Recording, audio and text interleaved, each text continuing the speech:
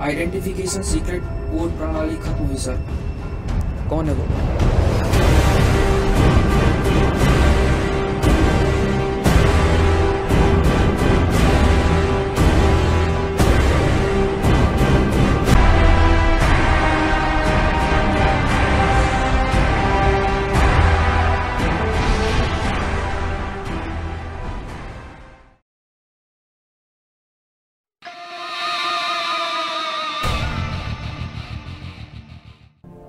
Tony को कुछ समझ नहीं आ रहा था।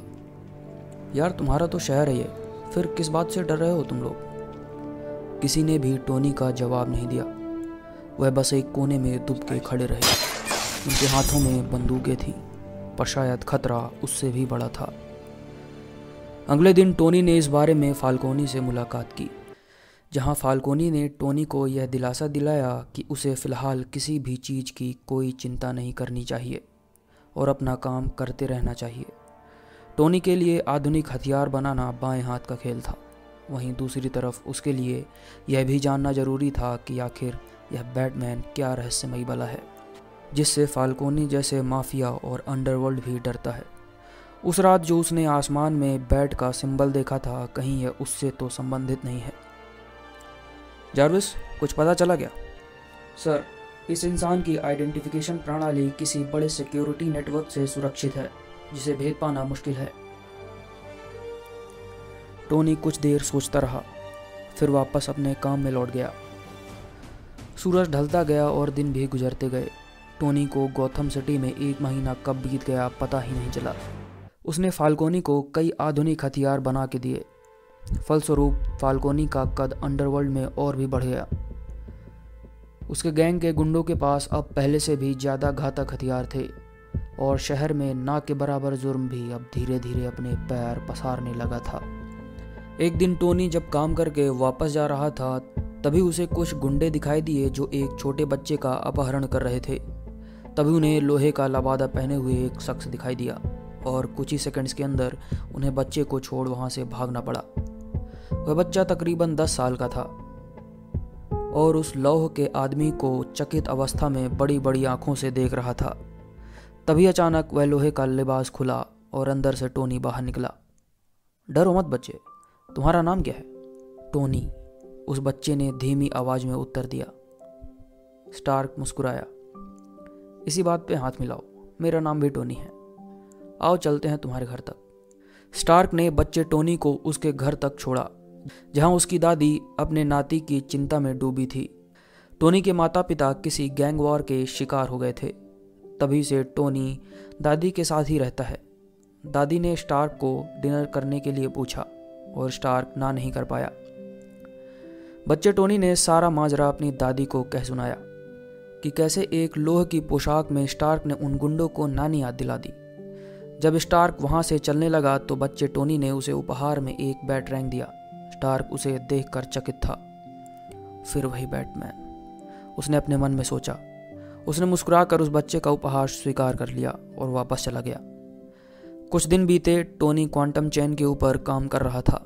डिनर करने वह कभी कभी बच्चे टोनी और उसकी दादी के घर चला जाता था। वह बच्चा टोनी उसका खास दोस्त बन चुका था। आधी रात से ज़्यादा का समय हो चुका था। चारों तरफ काला अंधियारा अपने पैर पसार चुका था। शहर में कहीं दूर पुलिस के सायरन की साए साए करती आवाज़ हवा के साथ लहराते कानों में पड़ रही थी। एक आसमान छूती बिल्डिंग में हलचल सी मची हुई थी। तकरीबन 20 से 30 नकाबपोश व्यक्ति अपने हथियारों के साथ पूरी बिल्डिंग में तैनात किसी साए को घेरे हुए थे। उन सभी के बंदूक का निशाना उसी साए पर था। नीचे काफ़ी अंधेरा होने के कारण उस काले साए को पहचाना नहीं जा सकता था। तभी अचानक सभी नकाबपोशों ने उस काले साए पर अनगिनत गोलियों की बौछार शुरू कर दी और कुछ ही देर में वहां बुलेट शेल्स का भंडार बिछ गया। माहौल शांत हो चुका था और वह काला साया किसी के नज़र में नहीं आ रहा था। वहां मौजूद वह नकाबपोश व्यक्ति चकित अवस्था में खड़े हुए थे। तभी ऊपर वाले माले से एक व्यक्ति के चीखने की आवाज़ आई और फिर सन्नाटा। सभी चौकन्ने हो गए। तभी एक हाथ किसी नकाबपोश व्यक्ति के पीछे से आया और उसे दबोच अंधेरे की गहराइयों में डुबा ले गया। धीरे धीरे कर लगभग सभी गुंडे गायब हो रहे थे। अब केवल 5 ही गुंडे रह गए थे जो एक साथ आ गए और एक दूसरे की ओर पीठ किए चारों तरफ निशाना लगाए चौकन्ने हो गए। उनके पैर कांप रहे थे। तभी अचानक जमीन से एक स्टील बॉल लुढ़क कर उनके करीब आई। वह लगभग समझ ही चुके थे कि यह क्या है, मगर इससे पहले कि वह भाग पाते वह स्टील बॉल फटा और चारों तरफ धुआं छा गया। एक बार फिर वह काला साया सामने आया। उन लोगों ने उस पर गोलियों की बौछार शुरू कर दी, मगर उस पर कोई फर्क नहीं पड़ा। तभी उनमें से एक बदमाश ने अपने ऑटोमेटिक गन में और उस काले साए पर गोली चला दी। एक गोली काले साए को जा लगी और वह दर्द से कराह उठा। मानो उसे यकीन ही था कि कोई भी गोली उस पर प्रभाव नहीं डाल सकती, मगर अब वह अविस्मय से भर गया हो, जिसका उसे बिल्कुल भी अंदाजा नहीं था। मगर अगले ही पल उन बदमाशों की खैर नहीं थी। वेन मैनोर बैटकेव। बैटमैन अपने लहूलुहान कंधों में हाथ रखे किसी तरह वहां पहुंचा। मास्टर वेन, यह चोट कैसे लगी? अल्फ्रेड वहां भागते हुए आया और घाव की स्थिति जांची। चोट काफ़ी गहरी थी। ब्रूस दर्द के मारे कराह रहा था। अल्फ्रेड, लगता है बुलेट अभी भी क्रियाशील है, धीरे धीरे अंदर ही घुसती जा रही है। अल्फ्रेड ने फुर्ती से सर्जरी स्टार्ट की और कुछ ही देर में वह बुलेट ब्रूस के शरीर के बाहर निकाल ली। वह कोई आम बुलेट नहीं थी। जहाँ तक ब्रूस का मानना था, यह बुलेट गौथम शहर में ना बनती है ना ही निर्यात होती है। ब्रूस ने वह बुलेट अपने हाथों में ली और जांचने लगा। जांच पर पता चला कि बुलेट पर नैनोटेक का इस्तेमाल किया गया है और यह फायर होने के साथ ही क्रियाशील होती है, जबकि यह किसी आम हथियार से दागी भी नहीं जा सकती। ब्रूस के सामने स्क्रीन पर गौथम शहर में हुए आपराधिक मामलों की सूची खुली हुई थी, जिसमें यह पता चल रहा था कि बीते पिछले कुछ महीनों से गौथम सिटी में क्राइम बढ़ता ही जा रहा था। ऊपर से ऐसे आधुनिक हथियारों का मिलना ब्रूस की चिंताओं को बढ़ाने के लिए काफ़ी था। पिछली कुछ रातें ब्रूस के लिए भारी थीं। ऊपर से यह बुखार, इन सभी के बीच में बैटमैन कमज़ोर होता जा रहा था। अल्फ्रेड को भी ब्रूस की चिंता थी। बोला, master Bruce, take a day off. कुछ दिनों के लिए गॉर्डन संभाल लेगा। मगर ब्रूस ने हमेशा की तरह अल्फ्रेड की बात को अनसुना कर वहाँ से चला गया। अल्फ्रेड को इस बार भी निराशा ही हाथ लगी। रेचेल के जाने के बाद ब्रूस का बर्ताव भी कुछ उखड़ा हुआ था। कंपनी भी बीते कुछ महीनों से गर्ते में जा रही थी। सूरज की पहली किरण फूटी, आसमान में धीरे धीरे लालिमा निखरने लगी थी। प्रकृति के एक और नए दिन को ब्रूस अपने बेड में लेटे खिड़की से निहार रहा था। काफ़ी वक्त के बाद उसने दिन को निकलते हुए देखा था। उसके शरीर में जगह जगह बने घाव उसे सता रहे थे। जब दुनिया जाग रही थी, ब्रूस की आंखें दिन निकलने के साथ ही नींद के आगोश में समा गई। Falconi laboratory centre, Gotham city. Tony Stark देर रात तक काम करता रहा था और काम करते करते कब उसकी झपकी लग गई पता ही नहीं चला। जारविस यार, उठाया नहीं तुमने? सर, आपने अलार्म सेट नहीं किया था। अच्छा, तो क्वांटम चेन का काम कहाँ तक पहुँचा?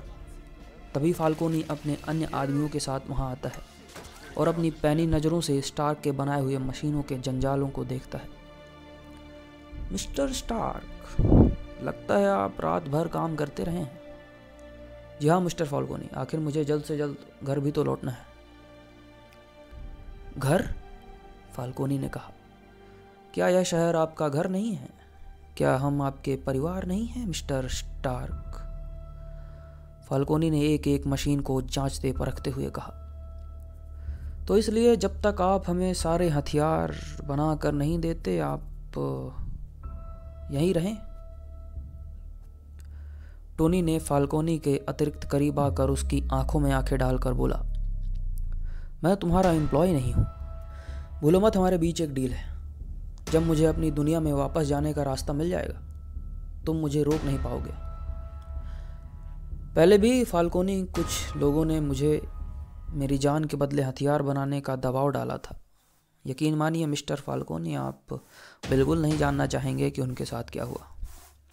Mister Stark, Mister Stark, Mister Stark आप मुझे गलत समझ बैठे। मैं आपको अपने घर जाने से नहीं रोक रहा हूँ, बल्कि मैं तो बस इतना कह रहा था कि आप हमें घातक से घातक हथियार बना कर दें। फाल्कोनी ने आयरन मैन सूट को देखते हुए कहा। टोनी फाल्कोनी का इशारा भांप रहा था। तभी अचानक एक बड़ा धमाका हुआ।